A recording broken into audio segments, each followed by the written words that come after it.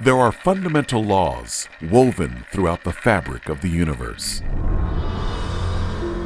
Natural forces that govern the motions of a finely tuned system in which our planet is but one small part.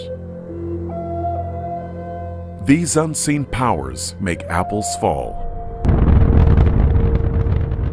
and help lift rockets into outer space. They cause tides to rise and recede, roller coasters to race down narrow tracks, penguins to slide, children to fly, and Earth to rotate and orbit the Sun so precisely we can calculate its movements to within fractions of minutes or miles.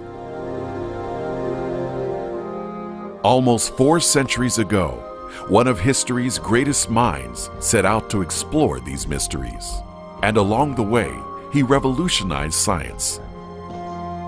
His name was Isaac Newton.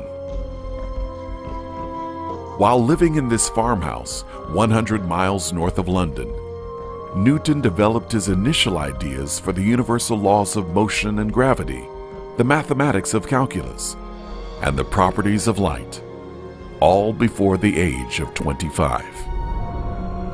In 1668, his fascination with optics and the cosmos inspired him to design and construct the first reflecting telescope, an invention that helped pave the way to spectacular tools of modern astronomy. 3 decades later, Newton published the results of his groundbreaking research on the nature of light.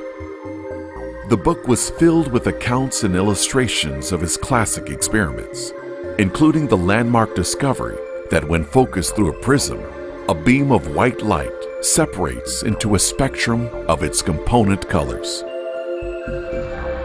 But the scientist's unquenchable thirst for knowledge and truth wasn't limited to the physical realm. He also poured his heart into a lifelong quest to know, worship, and proclaim the reality of God. In his epic volume, The Principia, one of the greatest scientific works in history, Newton wrote, "This most beautiful system of the sun, planets, and comets could only proceed from the counsel and dominion of an intelligent and powerful being. And it follows that the true God is living and supremely perfect. He endures from eternity to eternity, and he rules all things."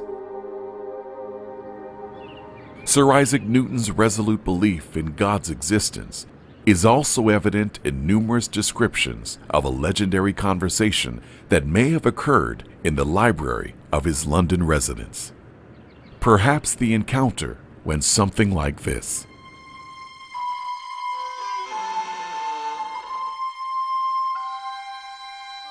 Inspired by his studies of the universe and the motions of the heavenly orbs within his field of view, Newton hired a skilled artisan to construct a miniature replica of the solar system. When complete, the mechanism included a large gilded ball representing the sun and smaller spheres for the planets and their moons.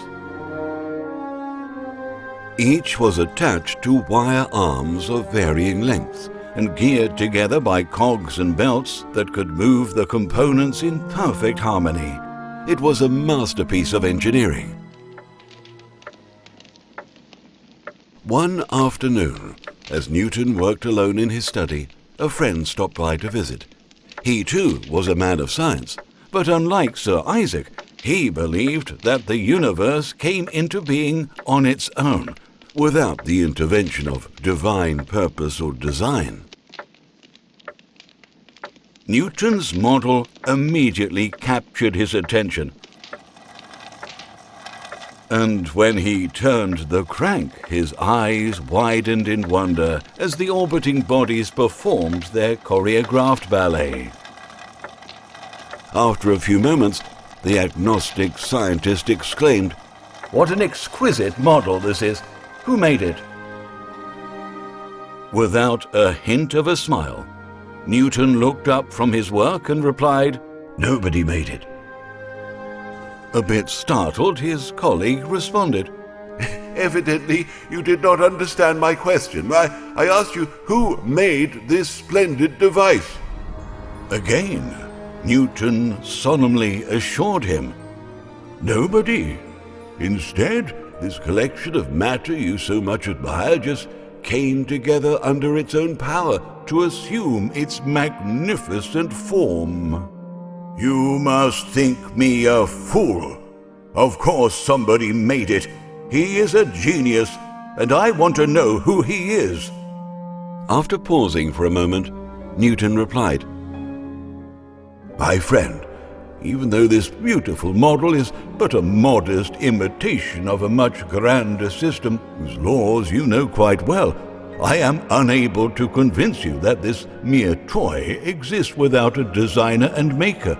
Yet you profess to believe that the great original from which this replica is taken once came into being entirely on its own accord.